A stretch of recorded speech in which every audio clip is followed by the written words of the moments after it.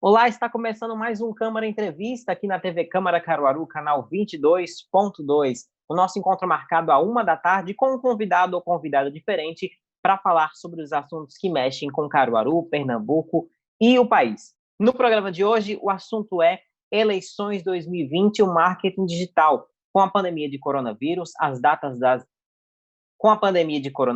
data da eleição foi mudada e os candidatos agora não poderão ter contato mais próximo com a população por conta do perigo de contágio da Covid-19. Como se dará esse trabalho das eleições nas redes sociais? Como os pré-candidatos e candidatos deverão agir na pré e na campanha em si? Para a gente debater isso, recebemos no programa de hoje a especialista em marketing digital, Natália Pimentel. Natália, seja muito bem-vinda ao Câmara Entrevista de hoje para a gente conversar um pouco sobre a política e o marketing digital. E eu já queria começar, então, perguntando, esse ano, com a pandemia, a política já teve que alterar as datas das eleições municipais. Então, isso significa que a gente vai ter todo um processo de campanhas de rua agora na internet, não é isso? Seja bem-vinda. Muito obrigada a todos. Exatamente, Leonardo. O adiamento das eleições, né, ele permite que o candidato tenha mais tempo para dialogar com o seu possível eleitor. Isso nas redes sociais abre uma margem de possibilidade de criar e de estreitar relacionamentos muito maior. Então, na rede social, exclusivamente, né, o candidato ele pode aprofundar muito mais o debate com o possível eleitor, ele pode criar mais conteúdo a respeito do projeto político, a respeito da pretensão à candidatura, né? Afinal de contas, ainda tem que se falar na pretensão à candidatura, embora haja aí o adiamento das eleições, a gente ainda está em pré-campanha. Então, o adiamento das eleições abre margem para que o pré-candidato tenha mais tempo para trabalhar, né, a sua campanha, a sua pré-campanha também, mas também não significa que o pré-candidato ele tem uma folga aí nesse processo. Ele continua precisando estar ativo, né, nas redes sociais, né, devido a essa situação que a gente está vivendo aí, que impossibilita a aglomeração de pessoas, né, o contato frequente com outras pessoas. Então, isso não significa que o candidato tenha aí uma folga para trabalhar a sua pré-campanha, a sua campanha. É preciso continuar e ainda estar muito mais ativo nesse período, aproveitando aí, especialmente as redes sociais, que dão uma margem para que ele possa trabalhar com mais flexibilidade essa campanha. Uhum. A gente sabe que a pandemia trouxe para o setor de comércio, por exemplo, um estalo, né, de que se a empresa ela não está online, se ela não tem presença online, então ela meio que não existe, já que nesse período as pessoas não podem ir para a rua, né, fazer suas compras e tal, por conta do risco de contágio. E na política é da mesma forma, né, nesse período agora de campanha chegando, de pré-campanha, a gente já viu que alguns prazos foram mantidos diante mesmo com a alteração da data para novembro. Então, político e pré-candidato que não está nas redes sociais hoje, nas eleições de 2020, ele não vai existir? Ele vai existir, ele pode existir. A campanha eleitoral, quando a gente trata de rede social especificamente, ela começa muito antes, ela começa inclusive anos antes, né? Então, até os especialistas falam que a gente tem, de fato, uma pré-campanha e uma campanha em rede social, mas essa linha entre a pré-campanha e campanha é muito tênue, sabe? Porque, de fato, o aparecimento, a constância, a frequência nas redes sociais faz com que o pré-candidato ou o político que vai tentar uma reeleição, ele esteja ali no contato constante, né, com ou o eleitor ou o possível eleitor. Então, aqueles que ainda não entraram, não começaram a fazer um trabalho nas redes sociais, é possível entrar e é possível obter um bom resultado, certo? Mas é preciso que comece urgentemente, porque quem começou já está na vantagem. A rede social é um trabalho que exige, de fato, uma frequência e que exige muita disciplina. Então, para os parâmetros que precisam ser trabalhados no caso das eleições, o crescimento nas redes sociais, ele requer tempo. O resultado não é instantâneo. Existem algumas situações que acontecem na internet que, de fato, dão um boom no perfil da rede social. Mas a gente não pode contar com isso. Tecnicamente, de fato, aquele pré-candidato ou político que já está utilizando as redes sociais, ele já está numa vantagem competitiva. Mas quem ainda não começou, é possível começar e é possível ter um bom resultado. Porém, tem que agir com urgência. Exatamente, até porque a gente falou sobre os prazos aí, a gente meio que já está no período da pré-campanha, né? Os candidatos já podem se anunciar como pré-candidatos, então esse é um período de quê para os candidatos assim? Esse é um período para os pré-candidatos apresentarem propostas, falar de números, ou então falar sobre a sua reputação. O que os candidatos, os pré-candidatos agora nesse período podem fazer?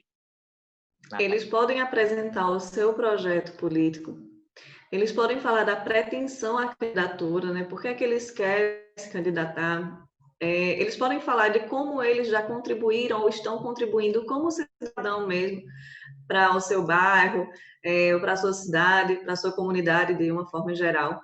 Eles podem noticiar eventos que eles participem dos partidos, eles podem noticiar entrevistas, inclusive, que eles participem, debates, podem mostrar também algumas reuniões, né, com um possível eleitorado, reuniões online, né, como a gente orienta, até porque não se pode fazer uma reunião, devido à pandemia, uma reunião presencial.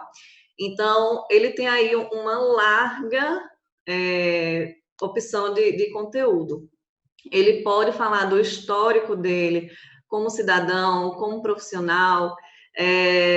Então, assim, ele tem uma possibilidade enorme de material que ele pode gerar conteúdo a partir daí. Basicamente, o que é que ele não pode fazer de forma alguma?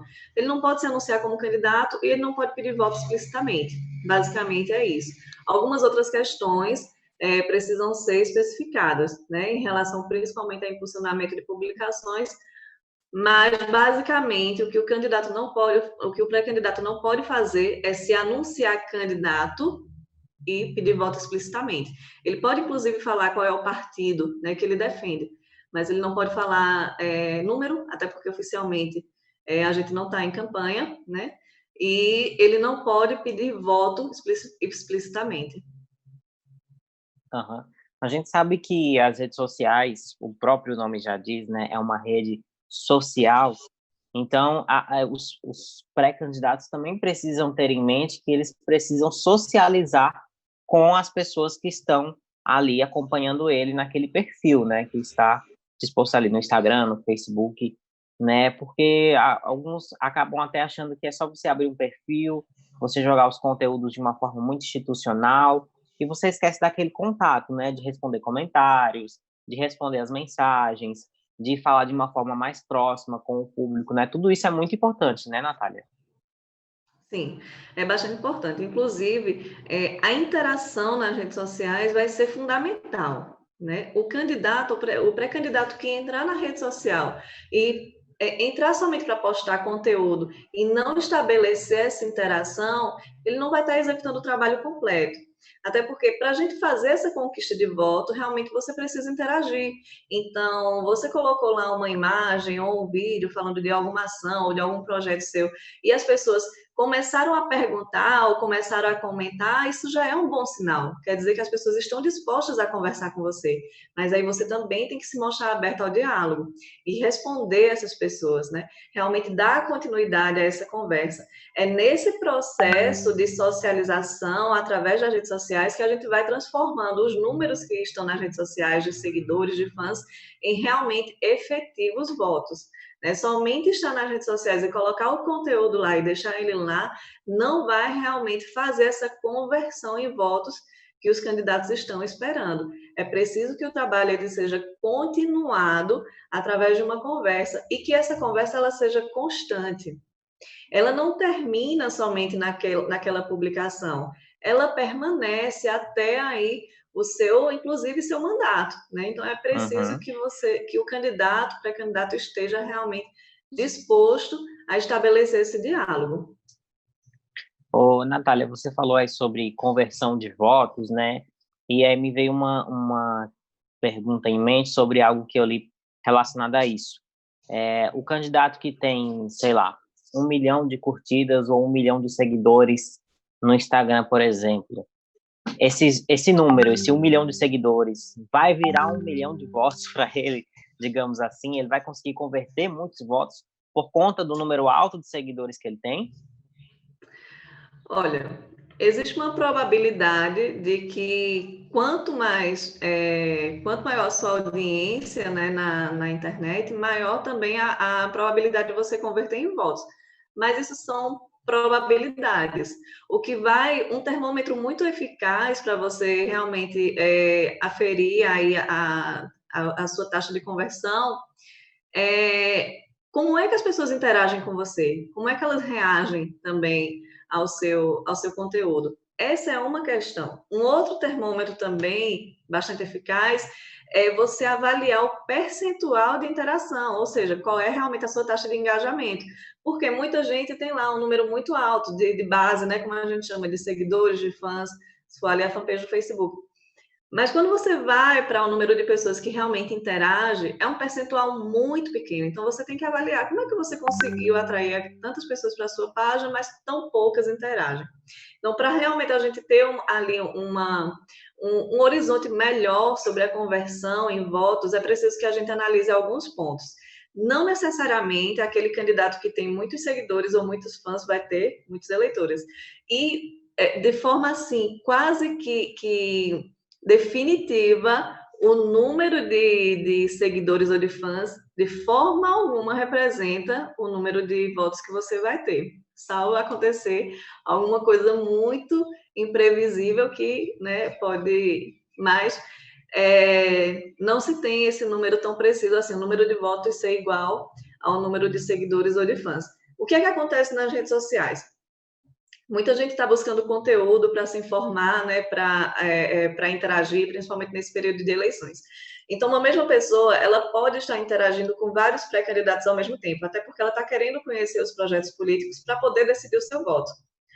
Então, possivelmente, muitas das pessoas que estão na sua página também estão nas páginas de outros pré-candidatos.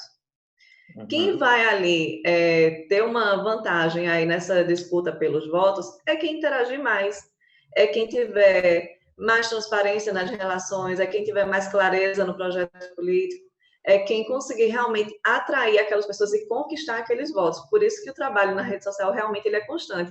Ele não para à medida que você conquista um fã, um seguidor. Ele tem que ser continuado. Você tem que realmente criar um relacionamento e estreitar esse relacionamento todos os dias. O Câmara Entrevista faz agora uma pausa rápida para o intervalo, mas não sai daí que daqui a pouco a gente volta.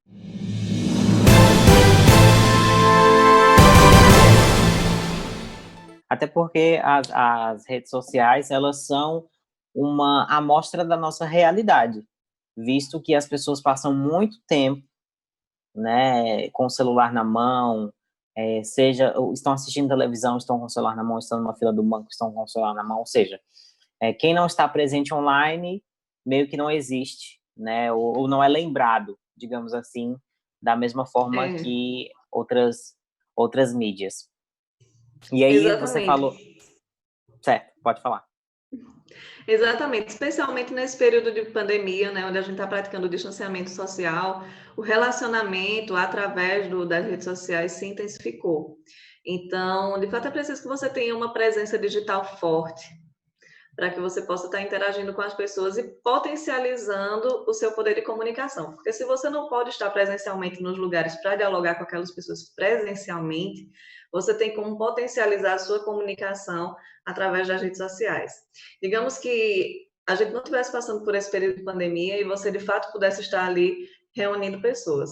Você ia poder reunir 50, 100 pessoas, talvez 200 no auditório, e você ia comunicar para essas pessoas. Na rede social, não. Você consegue potencializar esses números para um número assim muito maior de pessoas. Você consegue se comunicar com muito mais gente ao mesmo tempo, independente de onde essas pessoas estejam, independente do horário que elas estiverem acessando as redes sociais. Mas para isso é necessário que você tenha de fato uma presença digital forte, né? e que seja trabalhada todos os dias.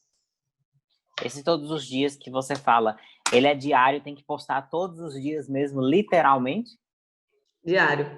É diário, inclusive a gente tem já alguns dados de que 3 publicações por dia dão um retorno interessante, certo? Mais do que isso, você já começa a diminuir o alcance de uma ou de outra, então até 3, com intervalos relativamente extensos, por exemplo, uma pela manhã, uma pela tarde, uma pela noite, ok.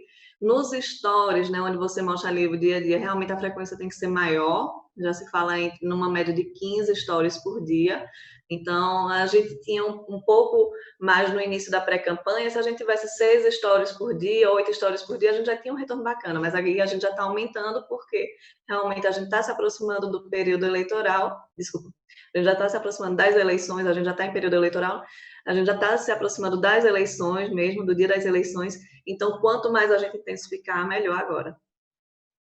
Uhum. Do ponto de vista da população, eu acho que as pessoas vão ser bombardeadas por muito conteúdo político, né? Visto que agora, nas eleições municipais, os candidatos vão poder utilizar o impulsionamento, né? E aí surgiu um rumor de que o Facebook estaria pensando em uma plataforma não, um botão, uma opção de ocultar as propagandas políticas no perfil, né? E você acha que isso pode vir a se tornar uma realidade? Isso é benéfico, então, do ponto de vista de quem está consumindo esse conteúdo, Natália? Veja bem, isso pode de fato acontecer. Isso se dá também através de alguns fatores, né? Isso vai sendo desencadeado por alguns fatores. Um deles é a questão da polarização na discussão. Então, o que é que de fato vai distanciar o pré-candidato do eleitor na rede social especificamente?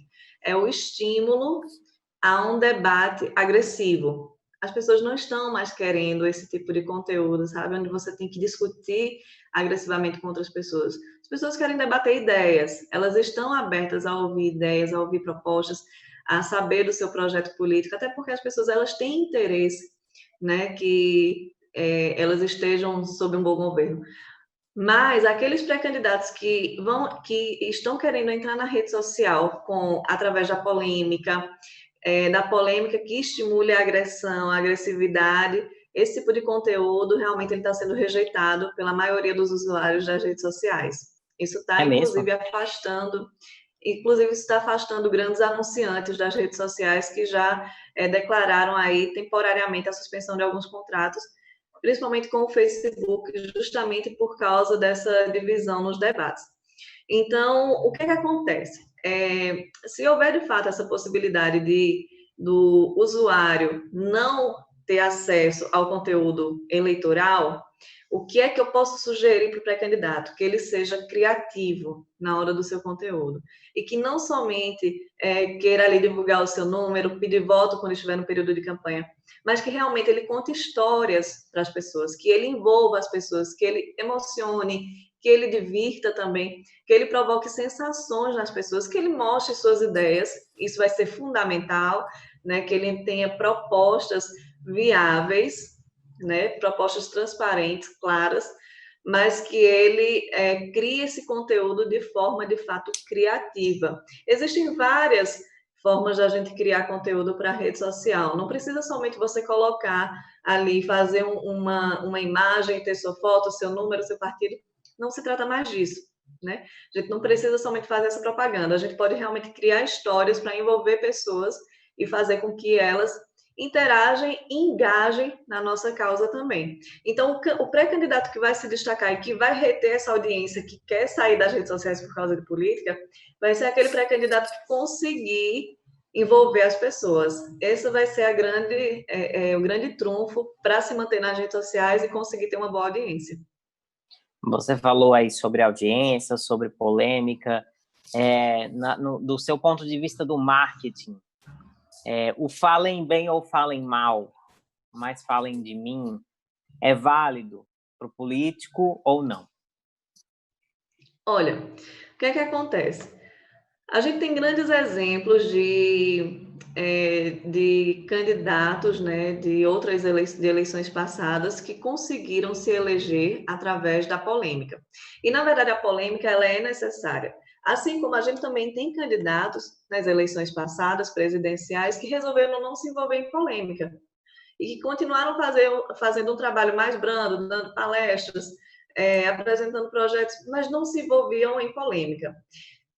Esses candidatos que não se envolvem em polêmica, e se envolver em polêmica quer dizer que você não tem assim uma posição sobre assuntos que são relevantes para a sociedade, esse candidato também ele fica ali esquecido, certo? Uhum. Então, é preciso que os pré-candidatos, desde já, eles se mostrem qual é o posicionamento da campanha, qual é o posicionamento do próprio pré-candidato, que eles se envolvam nos assuntos que são realmente importantes para aquela comunidade, para aquele bairro, para aquela cidade, certo? Porém, uma coisa que realmente está muito todos os especialistas falam e que a gente realmente está vendo que não está dando resultado é você provocar agressividade através da polêmica. Então, é preciso que você mostre seu posicionamento firme, inclusive, que você defenda as suas ideias, mas estimular a agressividade é muito perigoso e possivelmente não vai haver um bom resultado aí na sua campanha se você optar por esse viés aí da polêmica. Mas se você realmente mostrar o seu posicionamento a partir de assuntos polêmicos, sim, isso é muito válido. Quando se fala em redes sociais, campanha política, a gente lembra de fake news também, né? Sim. Que meio que foram a base de muitas campanhas eleitorais em 2018. E aí, a gente, com a CPI das fake news, muitas pessoas sendo presas por conta disso nos últimos dias, né? No último mês, a gente teve várias prisões decretadas pelo ministro Alexandre de Moraes, relacionadas à campanha de ódio, à fake news, né? Você acha que essas notícias falsas ainda vão ganhar muita força nas eleições desse ano, Natália? Veja bem, a resolução... Ou a população está vacinada contra fake news? Não, a população definitivamente ainda não está vacinada. A resolução da propaganda eleitoral, e principalmente no que rege as redes sociais, ela é muito clara em relação a fake news. Fake news não pode ser utilizada na campanha, não pode ser utilizada na pré-campanha, né, em nenhum período. Ela pode ser utilizada. Mas a gente sabe que acontece, né? Então, o que é recomendável? O que realmente não se utiliza. Não use a fake news, não é um recurso, não é um artifício, é crime. Então, não se utiliza fake news. Aquele pré-candidato que mesmo assim insistir em utilizar fake news, ele vai sofrer as sanções. Isso é claro. Inclusive, isso é muito... essa informação em relação a fake news, ela está muito disseminada. Então, ela pode ser denunciada por um adversário político, ela pode ser denunciada pela própria população. Então, o risco que um pré-candidato corre ao utilizar fake news é muito grande. É melhor que realmente ele faça a campanha da forma como é regulamentada, para que assim ele possa ter uma campanha segura, de fato, que ele possa conseguir ir até o final do pleito de forma segura e ter aí um resultado muito melhor. Mas a população ainda não está vacinada, né, sobre fake news. Muitas pessoas realmente acreditam e são induzidas a um voto errado por causa de fake news. Então, isso é extremamente perigoso e completamente desonesto para o nosso pleito. Exatamente. A gente sabe que uma das grandes estratégias da fake news é desacreditar o outro, né? Você inventar tantas mentiras, tantas inverdades sobre o outro candidato ou sobre a outra pessoa, que o outro não tem nem como se defender de tantas mentiras e tantas inverdades que são jogadas por ele, pelo seu opositor nas redes sociais. E aí, como é que a população pode meio que identificar isso? Ela recebe um link lá no WhatsApp, e aí eu vou dar um exemplo até pessoal. Minha mãe chega para mim com o celular dela e diz assim, isso aqui é verdade, né? Porque eu recebi da sua tia. Então, é confiável. É uma pessoa que ela confia, né? Então, como é que a pessoa pode se preocupar em identificar o que é fake news e o que não é? Sempre que receber um link, é necessário verificar qual é a fonte, né, que você está recebendo esse link. É preciso que você absorva notícias, informações de sites realmente confiáveis e que vá buscar na fonte mesmo se existe aquela informação. Por exemplo, alguns sites divulgam de acordo com o projeto do pré-candidato, tal, e aí passa a informação. Vá direto à fonte do pré-candidato e cheque realmente se aquela informação é precisa, se ela é verdadeira, né? A própria rede social, ela facilita muito isso para que você possa interagir direto com o pré-candidato mesmo. Então, você não precisa necessariamente passar por outras pessoas, por uma equipe até chegar ao pré-candidato. Você pode dialogar com ele mesmo. E aí, é preciso que você se informe através de fontes confiáveis e que investigue também. A informação, ela está aí acessível para todas as pessoas na internet, né? Isso tem facilitado muito. Então, é preciso a gente buscar um pouco mais para saber qual é a intenção também daquele veículo, qual é a missão daquele veículo também, para que você possa discernir sobre a informação que você está recebendo. A informação, né, a busca pelo conhecimento é a maior arma que a gente tem contra as fake news.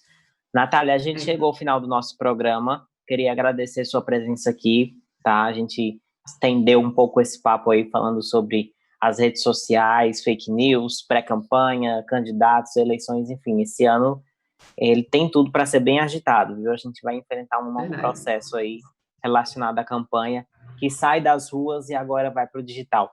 Muito obrigado pela sua participação. Te espero em breve para a gente debater mais assuntos aqui na TV Câmara Caruaru. Eu agradeço o convite, Leonardo. Fico à disposição para qualquer esclarecimento. Muito obrigada. Até a próxima.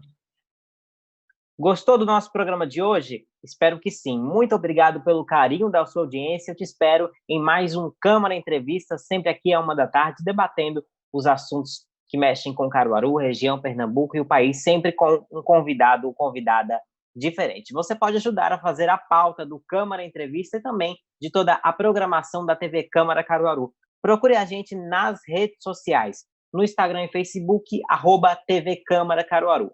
Se você perdeu o programa de hoje, não tem problema, você pode procurar a gente lá no YouTube, onde estão as íntegras da programação da TV Câmara Caruaru. Até o próximo Câmara Entrevista.